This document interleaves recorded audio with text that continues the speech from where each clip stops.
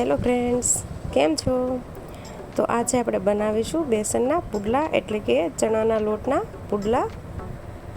આ સવારના નાસ્તા માટે બેસ્ટ ઓપ્શન છે. સાથે ઓછી વસ્તુઓ અને ઓછા સમયમાં બનીને રેડી થઈ જાય છે. તો ચાલો આજની રેસીપી શરૂ કરીએ. એ પહેલાં જો ચેનલમાં નવા હોય તો ચેનલને સબસ્ક્રાઈબ કરી લો. તો ચાલો બનાવવાનું સ્ટાર્ટ કરીએ. તો ચણાના લોટના પુડલા બનાવવા માટે મેં અહીંયા 2 વાટકી જેટલો ઝીણો ચણાનો લોટ લીધો છે. લોટ મેં અહીંયા ચાળીને જ લીધો છે. ને હવે આ લોટમાં આપણે થોડું પાણી ઉમેરી તેનું બેટર બનાવીશું. આમાં જેમ જરૂર લાગે તેમ પાણી ઉમેરતા જઈને આપણે બેટર તૈયાર કરવાનું છે. તો આ બેટર બનાવતી વખતે એકસાથે પાણી નથી ઉમેરવાનું, થોડું પાણી ઉમેરતા જઈને જ આપણે આ બેટર બનાવવાનું છે, જેથી કરીને બેટરમાં કોઈ લમ્સ ના રહે. આ રીતે ચમચીથી હલાવતા જઈને થોડું પાણી ઉમેરતા જઈને આપણે એક સરસ એવું બેટર બનાવી લેવાનું છે, જેમાં કોઈ પણ પ્રકારના ગાંઠા ન હોય.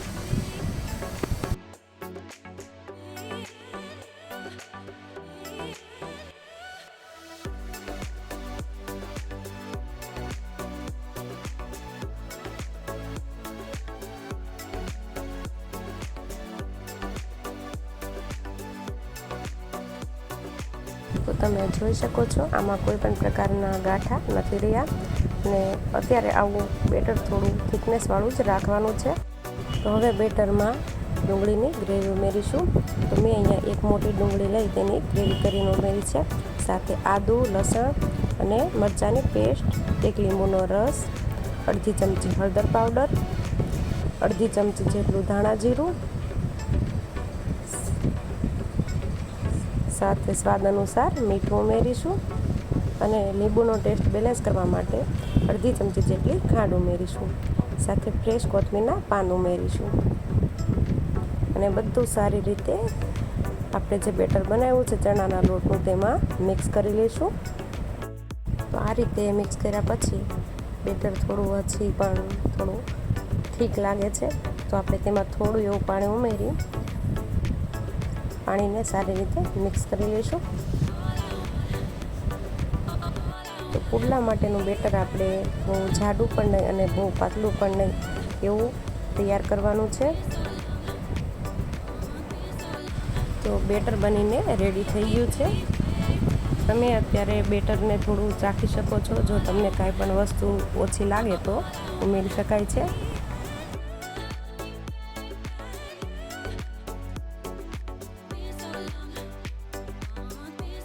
તો બેટર આપણું એકદમ રેડી છે. હું બેટરની કન્સિસ્ટન્સી તમને બતાવી દઈશ. તો આ રીતનું બેટર આપણે બનાવીને રેડી કરવાનું છે. તો હવે આપણે ગેસ ચાલુ કરી તેના પર જે રોટલી કરવાનો તવો આવે તે મૂકીશું. પુડલા પાથરવા માટે આ પ્રકારનો જે ગોળ ચમચો આવે તે વાપરીશું. તવો હલકો ગરમ થાય એટલે 1 ચમચી જેટલું આપણે તેલ ઉમેરીશું. તો જ્યારે આપણે પેટનું પુડલું પાથરતા હોય ત્યારે તેલનું પ્રમાણ થોડું વધારે રાખવું અને તવીથાથી તેલને આપણે આ રીતે સ્પ્રેડ કરી લઈશું, જેથી કરીને તવો કોરો હોય એટલે પુડલું ચોટે નહીં. અને ચમચો ભરીને આ રીતે આપણે તેલમાં બેટર ઉમેરીશું અને થોડું એવું આપણે તેને બેટરને થોડું એવું પોળું કરી લેવાનું છે. જો તમારે પુડલા થોડા મોટા બનાવવા હોય તો 1.5 ચમચા જેટલું બેટર ઉમેરવાનું અને ગેસની ફ્લેમ લો મીડિયમ રાખીને આપણે પુડલાને પકાવીશું. તો 1 મિનિટ જેવું આપણે પુડલાને આ સાઈડ થોડું ચડવા દઈશું, જેના લીધે આપણું પુડલું બળે પણ નહીં અને અંદરથી કાચું પણ ન રહે. ને આ રીતે સાઈડની કિનારીઓમાં આપણે અડધી ચમચી જેટલું તેલ ઉમેરીશું, જેથી કરીને પુડલું સરળતાથી આપણે પલટાવી શકીએ.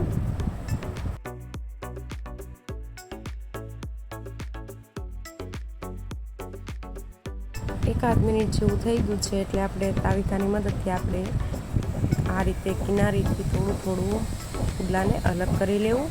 એટલે પેલું પુડલું હશે તો થોડી એવી આવી તકલીફ થશે અને એકદમ નોર્મલી પુડલું સરસ રીતે પલટી જશે. પુડલું આપણું ઉપરની સાઈડથી એકદમ સરસ એવું ચડી ગયું છે. હવે હવે 1 મિનિટ જેવું આપણે બીજી બાજુ પુડલાને ચડવા દઈશું. તો પુડલું ચડતું હોય ત્યારે પહેલાં થોડી વાર ગેસની ફ્લેમ હાઈ રાખી પછી ગેસની ફ્લેમ લો કરી દેવાની છે, જેથી પુડલું આપણું બળે નહીં અને અંદરથી કાચું પણ ન રહે.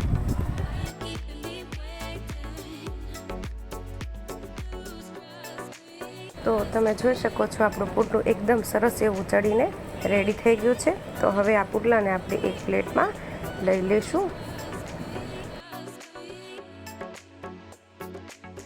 અને એ જ રીતે હું એક બીજું પુડલું બનાવતા પણ બતાવી દઈશ. તો તેના માટે પહેલાં અહીંયા અડધી ચમચી જેટલું તેલ ઉમેરીશું અને તેલને તાવીથાથી આ રીતે ફેલાવી લઈશું.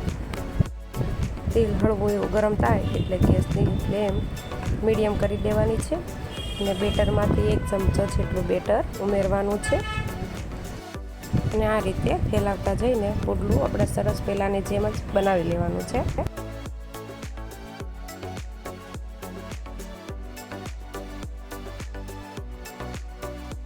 અને ફરી આપણે પુડલાની બાજુમાં તેલ ઉમેરી બંને બાજુ પુડલાને ચડી જાય ત્યાં સુધી થવા દઈશું.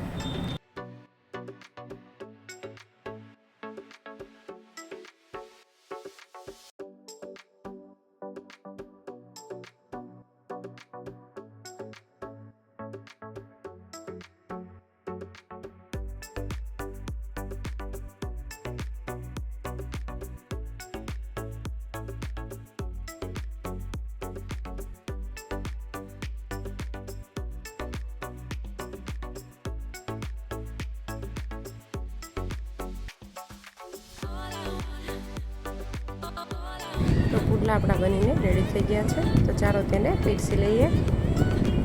તો આ રીતે એકદમ સિમ્પલ એવા પુડલા બનાવવા ખૂબ જ આસાન છે. તો જો તમે આ રીતે ક્યારેય ચણાના લોટના પુડલા ન બનાવતા હોય તો એકવાર જરૂરથી બનાવજો. એ રેસીપી કેવી લાગી એ કોમેન્ટ કરી જરૂરથી જણાવજો. રેસીપી સારી લાગી હોય તો લાઈક કરજો, શેર કરજો અને આવી અવનવી રેસીપીના વિડીયો જોવા માટે મારી યુટ્યુબ ચેનલને સબસ્ક્રાઈબ કરી બાજુમાં આપેલ બેલ આઇકોન બટન દબાવજો. Thanks for watching.